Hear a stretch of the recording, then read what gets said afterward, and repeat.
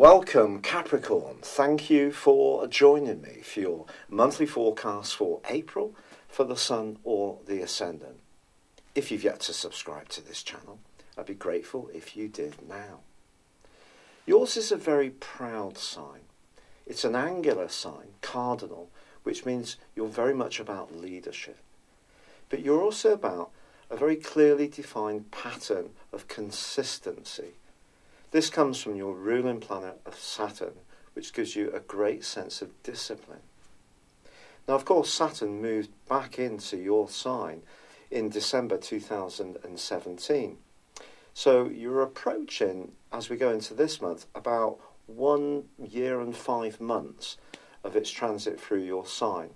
Now, at the end of this month, Saturn does go into a retrograde, one which will last for 5.5 months. But from the 5th of this month through to the end of the month, he is going to be in conjunction by 3 degrees with Pluto. Pluto's been with you for much longer, since 2008. Pluto, of course, is about power, it's about passion, it's about secrets, it's about the underworld, but it's also about evolution. And moving these two together, if we think that Saturn is very much about the structure of things, Saturn's been asking you since it joined up with you to eliminate from your world anything which isn't really serving your greater good any longer.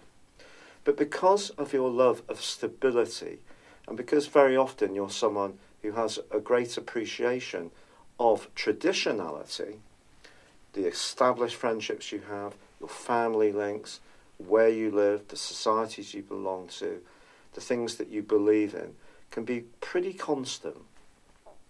So when we put these two together, we have the grinding potential repression of Saturn and its desire to push out of your world anything which is not good for you, and that could be leading to lower physical vitality.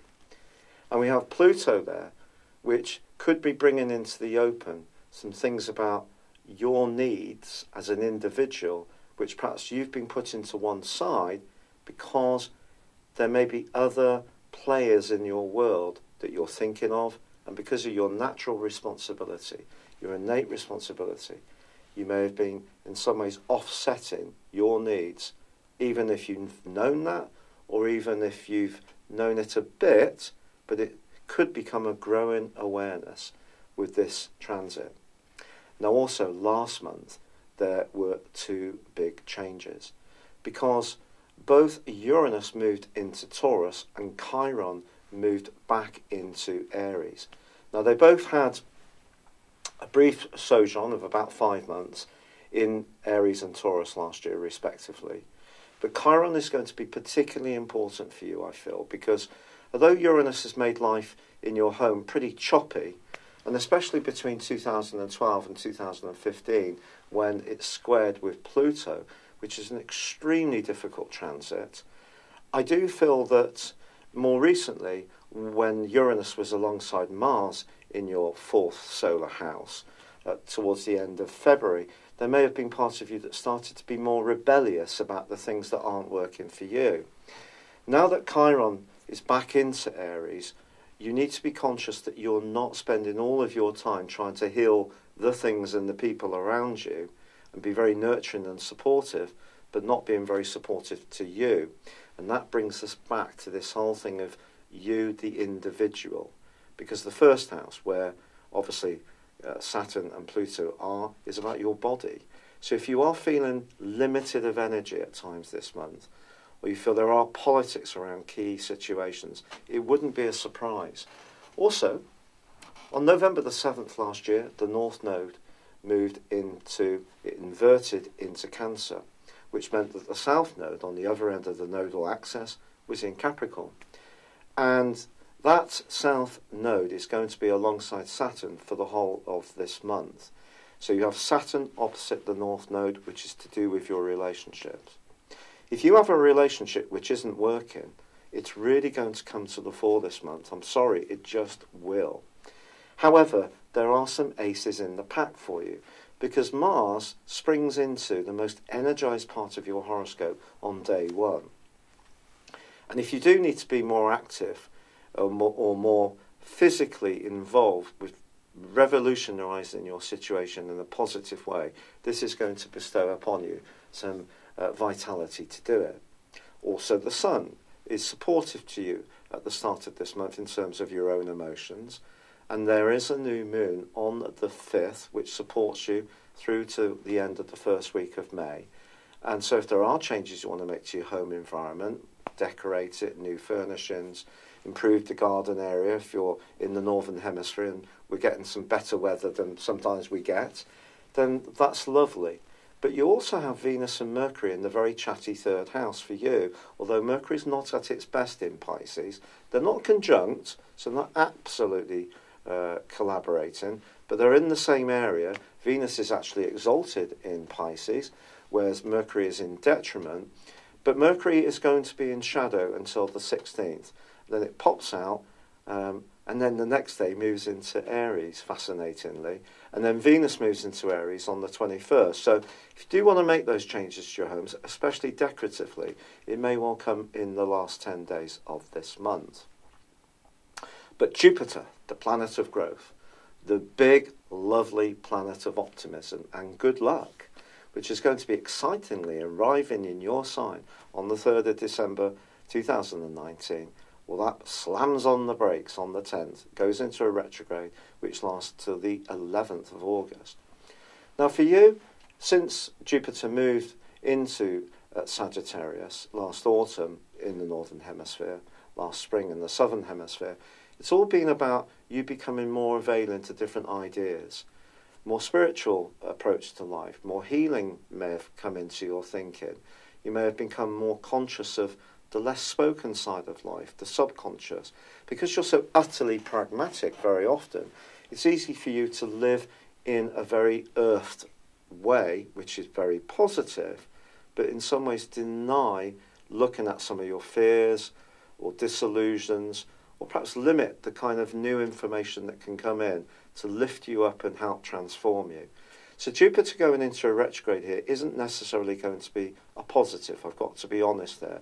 It's just saying to you, don't, funny enough, from the Bible, don't follow a false prophet. So if you get attracted to some kind of guru, just keep a little bit of your natural skepticism there. Or if there is somebody that comes up with a new, different way of diet, a free-from approach perhaps, or different ways of doing things, they may actually be very, very positive. But don't put them on too much of a pedestal. Now, on the 19th of this month, there is a full moon, and this occurs where the moon is closest to the surface, and it's going to be very difficult for you to disguise your feelings in the following 2 weeks. If you're not happy, particularly in your home and family life, you're going to be ventilating it, I feel, on the back of this full moon. Also, Saturn, your ruler, as I said, goes into a retrograde on the last day, but Mars clashes with Neptune in the last week. And that suggests that someone could tell you something that's a bit mangled. It may not be intentional, but then you could encounter someone who is downright dishonest. So again, keep your guard up. Also, Mercury and Jupiter are in a square week 2.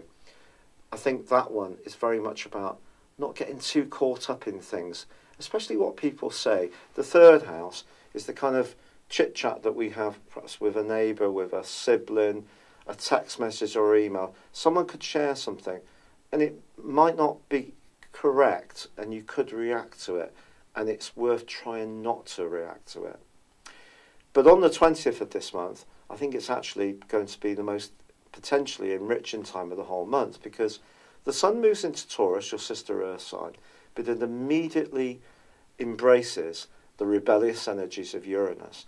And Uranus is going to do you the power of good between now and 2024 in its transit through through Taurus, because I feel that when it comes to being playful, many Capricornian people are very serious and can lack self-confidence when they're younger, and as they get older can have a very, very playful, a fantastic sense of humour. Now, I've got Mercury in Capricorn, and my sun is only 30 minutes into Aquarius, so I have a real instinct for Capricornian energy because all the Saturn there in my chart, which has got a lot of Aquarius, of course. So that kind of seriousness is something I can relate to. And then as we get older, we become a little bit more sure of ourselves, and we can be a bit sillier with people. And that silly side of your nature that can be great fun to be with can really burgeon over the next few years. But it can also give you permission to be less constrained by goals, ambitions, material gains, money. These things may not be your gods at all. You may have a completely unmaterial life approach. But if you are a little bit more governed by those, what Uranus is saying to you is learn to enjoy to play. And if that means being a bit silly or a bit idiosyncratic or showing a side of yourself that is less conservative, go for it. And the combination between the Sun and Uranus across those 5 or 6 days could actually lead to something really lovely happening in your love life. So if you're single and you're prepared to step outside your comfort zone, you never know what door of opportunity it can spring open. But it's not going to be a one-off opportunity, this. But I think combining with the Sun, it gives it much greater power. And I think, again, if you're a creative person and you love photography or music or art or making things, you can be absolutely inspired in that week. But if you're in a love relationship which is boring you absolutely silly and you're not getting your emotional needs met either, you may be quite rebellious and say to your partner, I'm off out with my friends and tough. That's what I need to do for me, because you want to have some play. In the most extreme cases, I do feel a relationship could grind to a halt this month, particularly if the pressure that Saturn and Pluto and the nodal axis on Saturn are putting on you at a more central level of your existence and not being recognised or supported by the person that you spend the most time with, whether it's a family member, whether it's a flatmate, whether it's your best friend or it's your partner. You are not going to be very impressed. But this combination between the Sun and Uranus can see you finding your voice, and good for you if so. Now, of course, the zodiac sign, whether it's your Sun or Ascendant, is only one small part of what makes you you. If you've had your birth chart done before, but not for some while, or not in a very detailed way, or you've never had it done, or you'd like a 12-month horoscope forecast done based on your time, date and place of birth, this unique insight can really help you to guide your moves in such an incredible way. And if you order a character analysis and 12-month forecast, I'll give you a 30% discount. See the link beneath this video. But the incredible thing about my forecast is that I use an approach called directions, where we take your natal horoscope and advance it forwards 1 degree for every year of your life, and compare that to your natal horoscope as it is now, and also the moving planets, which obviously create transits to your natal chart. We compare those to your directed chart as well. And directions were found in a big astrological study to be the most accurate form of forecasting, but it's not out there hardly at all. So if you would like me to do your forecast using directions, and also get that character analysis, which will tell you where Chiron is, tell you the house system that it's in, prepare you for its journey through Aries, then please check out the link below. But for now, it's been a pleasure being with you. Good luck and goodbye. Hello, thank you so much for watching my video. I'd love you to join me at my Horoscope Ace app. You can find this at www.horoscope-ace.com. You can use it through Android, iOS, Apple or Facebook. Check out your ascendant or your moon sign, or download your free birth chart.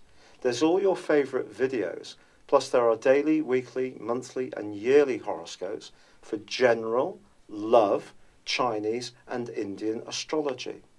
If your passion is tarot, there's my brilliant 3-card money or love tarot readings too. And it's all there at www.horoscope-ace.com. Thank you.